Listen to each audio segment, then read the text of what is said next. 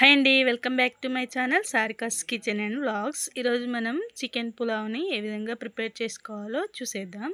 బిర్యానీ రాని వాళ్ళు ఈజీగా ఇలా పులావ్ చేసుకొని తింటే సేమ్ బిర్యానీ టేస్టే ఉంటుందండి. చాలా సింపుల్గా చేసుకోవచ్చు. దీనికోసం ముందుగా నేనైతే 1 కేజీ చికెన్ని తీసుకున్నాను. చికెన్ని శుభ్రంగా వాష్ చేసుకొని ఇప్పుడు మ్యారినేట్ చేసుకోవాలి. చికెన్ని మ్యారినేట్ చేయడం కోసం ఇక్కడ నేను 2 కప్పుల వరకు పెరుగు తీసుకున్నాను. అలాగే ఒక 3 స్పూన్ల వరకు కారం, అలాగే ఒక 3 స్పూన్ల వరకు సాల్ట్ వేసుకోవాలి. ఇప్పుడు ఇందులోనే ఒక అర స్పూన్ వరకు పసుపు వేసుకోవాలి. ఇక్కడ చికెన్ పులావ్ని నేను కుక్కర్లో వండడం లేదండి, మామూలుగా గిన్నెలో వండుతున్నాను. చాలామంది కుక్కర్లో వండుకుంటారు.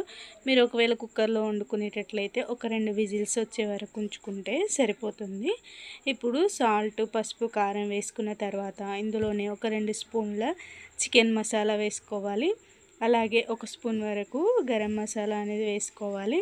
గరం మసాలా వేసిన తర్వాత ఇందులోనే 1 స్పూన్ వరకు ధనియాల పొడి కూడా వేసుకోవాలి. ధనియాల పొడి కూడా వేసుకున్న తర్వాత మొత్తం ఈ మసాలా మొత్తం చికెన్కి పట్టేలా కలుపుకొని దీన్ని ఒక అరగంట సేపు వరకు పక్కన పెట్టుకోవాలి.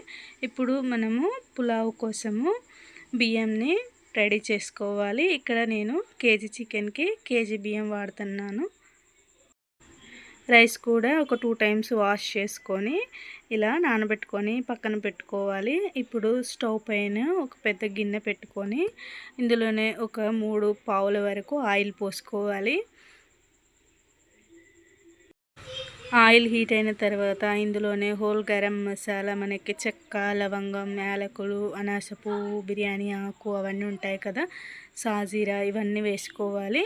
ఇవన్నీ వేసుకొని ఇవి కొంచెం చిటపటలాడిన తర్వాత ఇందులోనే సన్నగా కట్ చేసిన 3 ఉల్లిపాయలు, అలాగే పొడవుగా కట్ చేసిన ఒక 5 పచ్చిమిర్చి వేసుకోవాలి. ఉల్లిగడ్డ, పచ్చిమిర్చి అనేవి మంచిగా ఫ్రై అయ్యేలాగా వేయించుకోవాలి. ఇవి ఇలా వేయించుకున్న తర్వాత ఇందులోనే మనము జీడిపప్పు వేసుకోవాలి. ఇక్కడ నేనైతే ఒక 10 నుంచి 15 వరకు జీడిపప్పుల్ని వేసుకుంటున్నాను. జీడిపప్పులు వేసుకొని అవి కొంచెం వేగిన తర్వాత ఇందులోనే ఒక గుప్పెడు కొత్తిమీర, అలాగే కొద్దిగా పుదీనాను వేసుకోవాలి.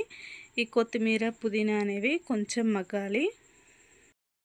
కొత్తిమీర, పుదీనా వేసుకున్న తర్వాత అవి కొంచెం మగ్గిన తర్వాత ఇందులోనే అర స్పూన్ వరకు పసుపు వేసుకోవాలి.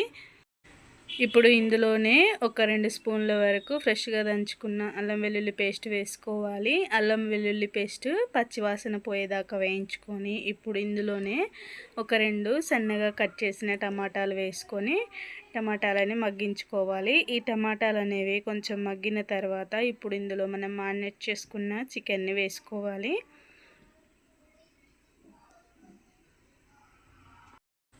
ఇలా మ్యారినేట్ చేసుకున్న చికెన్ అంతా వేసుకొని ఒకసారి మొత్తం కలిసేలా కలుపుకొని మనము మీడియం ఫ్లేమ్లోనే చికెన్ని ఒక 70% ఉడికే వరకు ఉడికించుకోవాలి.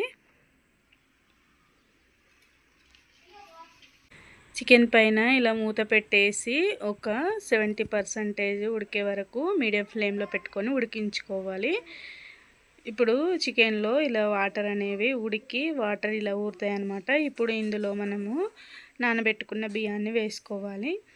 ముందుగా బియ్యం అన్నీ వేసుకొని ఒకసారి మొత్తం కలుపుకోవాలి. ఆ మసాలాలు, కారం, ఉప్పు అవన్నీ బియ్యానికి కలిసేలా కలుపుకోవాలి.